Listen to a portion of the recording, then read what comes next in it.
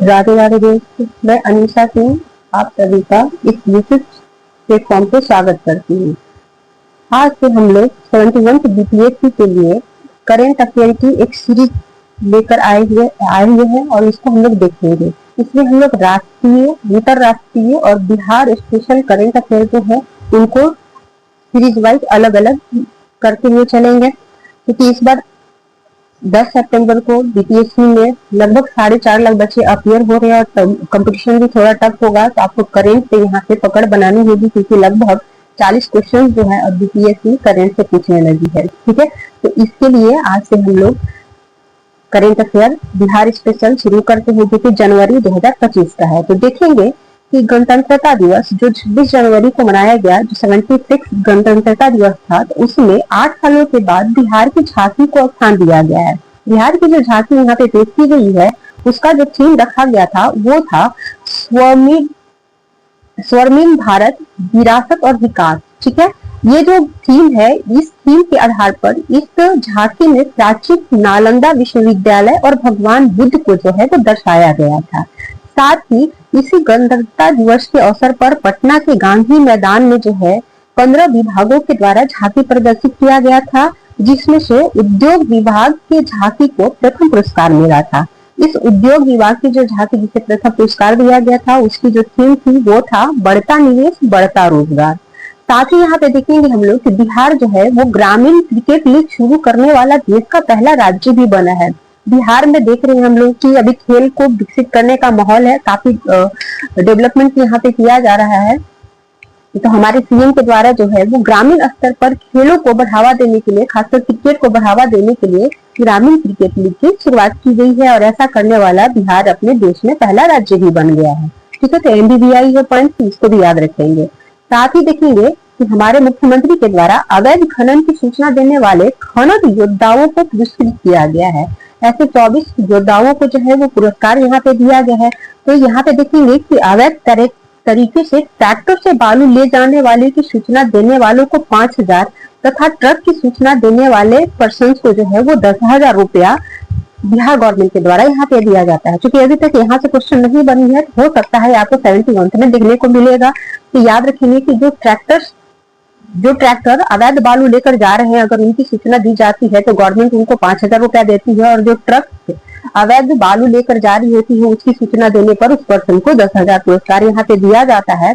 और वैसे व्यक्ति जो इस सूचना को प्रोवाइड कराते हैं गवर्नमेंट को, उनको खनन योद्धा के नाम से जाना जाता है। ठीक है, फिर यहाँ पे देखेंगे कि एक डेटा आई हुई है, सेंट्रल गवर्नमेंट के माध्यम से एक डेटा दी गई है। उसमें बताया गया है कि बिहार में एक दशक में जन्म के समय नवजात के जीवित रहने की जो संभावना है वो 3.7 वर्ष बढ़कर 2006-10 के 65.8 वर्ष से बढ़कर 2016-20 में 69.5 वर्ष हो गया है। एमबीबीआई पॉइंट है, एकदम याद रखेंगे। यहाँ से क्वेश्चन बनने की संभावना बहुत ज्यादा है, और बीपीएससी इस तरह की डेटा देकर हम लोगों को कंफ्यूज करती है और गलत कराती है। यहाँ गलत होने की चांसेस बहुत ज्यादा होती है, तो ये डेटा आपको पॉइंट वाइज याद रखना होगा। 2016-20 में देखेंगे कि महिलाओं की जन्मकालीन जीवन संभाव्यता जो दर थी, यानी एलईबी अगर इसको कहेंगे शॉर्ट में हम लोग, वो 69 वर्ष थी, जो कि पुरुषों के समान थी। यानी कि 2016 से 20 के बीच में बिहार में महिलाओं और पुरुषों की जो जन्मकालीन जीवन संभाव्यता दर है वो दोनों लगभग इक्वल 69 वर्ष है। लेकिन यहाँ पे देखेंगे कि देश में महिलाओं की एलईबी जो दर है वो 71.4 वर्ष तथा पुरुषों की 68.6 वर्ष थी। साथ ही यहाँ देखेंगे कि बिहार के ग्रामीण क्षेत्रों में ये जो दर है वो 2016-20 की तुलना में 3.5 वर्ष और शहरी क्षेत्रों में 4 वर्ष की वृद्धि देखने को मिला है। तो बहुत ही इंपॉर्टेंट डेटा, ये सारे डेटा आपको याद होना चाहिए। बिहार का डेटा सेंट्रल की राष्ट्रीय स्तर पर इसकी तुलना करते हुए हम लोग को याद रखना होगा। ठीक है, आगे देखते हैं। हमारे अभी जो वर्तमान में राज्यपाल हैं जिनका नाम आरिफ मोहम्मद खान है, ये बिहार के 42वें राज्यपाल हैं। ये भी याद रखेंगे, डायरेक्ट यहाँ से क्वेश्चन कई बार देखने को मिला है। कभी ये लोग नाम पूछ देते हैं या पूछ देंगे कि किस क्रम के राज्यपाल हैं, तो ये 42वें क्रम के राज्यपाल हैं, इनका नाम आरिफ मोहम्मद खान है। ठीक है, साथ ही देखेंगे कि बिहार में प्रति व्यक्ति दूध की उपलब्धता पर एक रिपोर्ट पब्लिश की गई थी। उस यहाँ पे भी आप सेंट्रल गवर्नमेंट से तुलना करते हुए उस डेटा को याद रखेंगे। तो इस रिपोर्ट में बताया गया है कि बिहार में प्रति व्यक्ति दूध की जो उपलब्धता है उसमें 3 ग्राम की वृद्धि देखने को मिली है। ये 3 ग्राम की वृद्धि के साथ 277 ग्राम हो गया है, जो 2022-23 में मात्र 274 ग्राम थी। राष्ट्रीय स्तर पर अगर ये उपलब्धता हम लोग देखेंगे तो 471 ग्राम है। ठीक है, राष्ट्रीय उपलब्धता से बिहार में प्रति व्यक्ति दूध की जो उपलब्धता है वो 191 ग्राम कम है। बहुत ही इंपॉर्टेंट डेटा है, पहले भी क्वेश्चन बनी हुई है, यहाँ पे याद रखेंगे बिल्कुल इसको। फिर देखेंगे कि बिहार दूध उत्पादन के मामले में देश में 9वें स्थान पर आता है। ये डायरेक्ट यहाँ से पूछने की संभावना है कि दूध के प्रोडक्शन में बिहार का स्थान क्या है, तो वो 9th है। साथ ही यहाँ पे याद रखेंगे कि इंडिया लेवल पर सबसे ज्यादा जो दूध का प्रोडक्शन होता है वो पंजाब में होता है।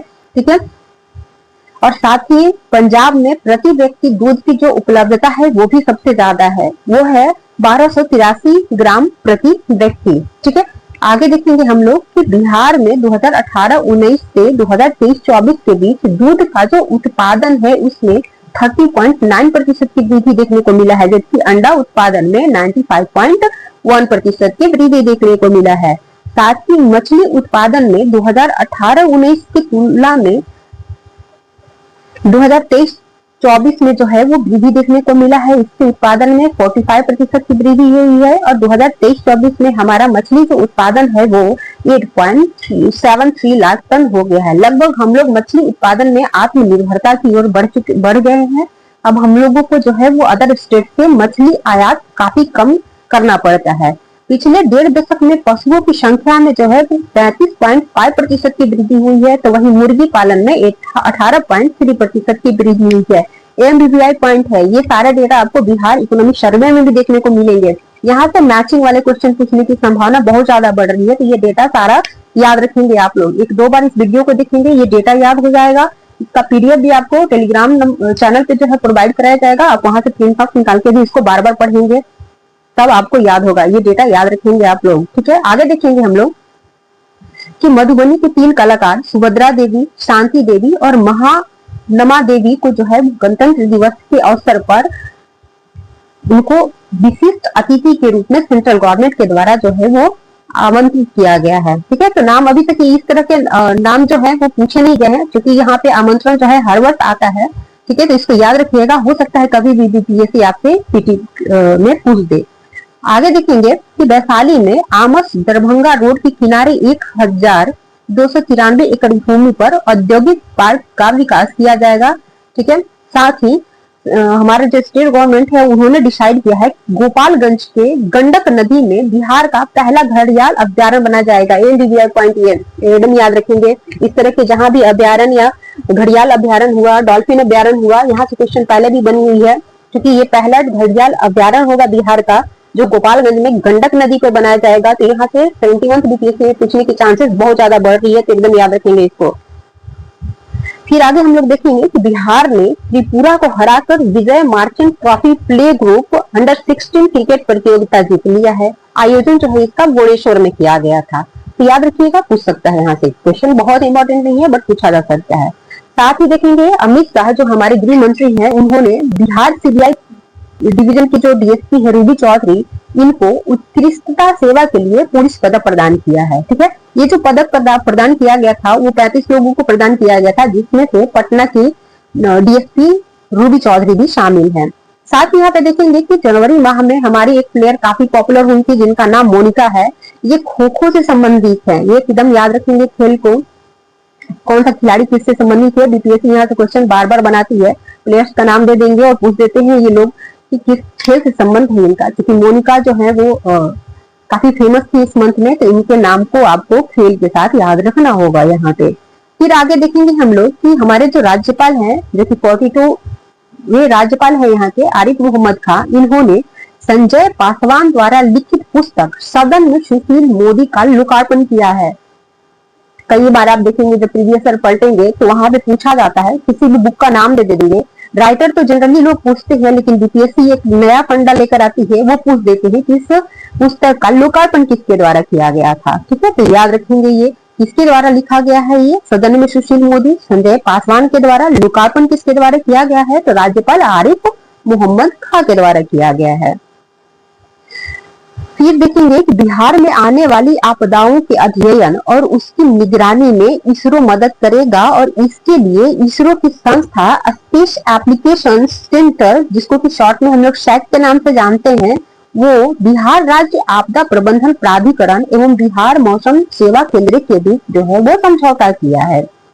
फिर देखेंगे उत्तर प्रदेश में आयोजित सीनियर राष्ट्रीय बॉक्सिंग प्रतियोगिता में बिहार के उस्मान सुल्तान अंसारी ने पदक जीता है। ये नाम भी याद रखिएगा, किससे संबंधित है ये, तो बॉक्सिंग से संबंधित है। नाम क्या है इनका, उस्मान सुल्तान अंसारी। ठीक है, आगे देखेंगे कि खुशबू कुमारी ब्रह्मपुर उड़ीसा में आयोजित अस्मिता खेलो इंडिया महिला राष्ट्रीय भारोत्तोलन चैंपियनशिप में 2 स्वर्ण पदक जीती है। एमबीबीआई पॉइंट एकदम नाम याद रखेंगे इनका, खुशबू कुमारी, इनका संबंध भारोत्तोलन से है और इनके द्वारा जो है 2 स्वर्ण पदक जीता गया है। तो इनके नाम को आप भूल नहीं सकते हैं, एकदम याद रखिएगा। फिर देखेंगे मधुबनी में स्थित माता सीता एवं प्रभु राम की प्रथम मिलन स्थली फूलहर स्थान को पर्यटक स्थल के रूप में विकसित करने का निर्णय स्टेट गवर्नमेंट के द्वारा लिया गया है। पूछा जा सकता है क्वेश्चन, राम और सीता की जो प्रथम मिलन स्थली है वो कहाँ पे है, तो फूलहर स्थान है। कहाँ पे स्थित है, तो मधुबनी जिला में स्थित है ये। आगे देखेंगे कर्नाटक के मैसूर में आयोजित 25वीं राष्ट्रीय बधिर शतरंज चैंपियनशिप में बिहार को तीसरा स्थान प्राप्त हुआ है। कर्नाटक इस प्रतियोगिता में मिक्स टीम में पहले स्थान पर रही है।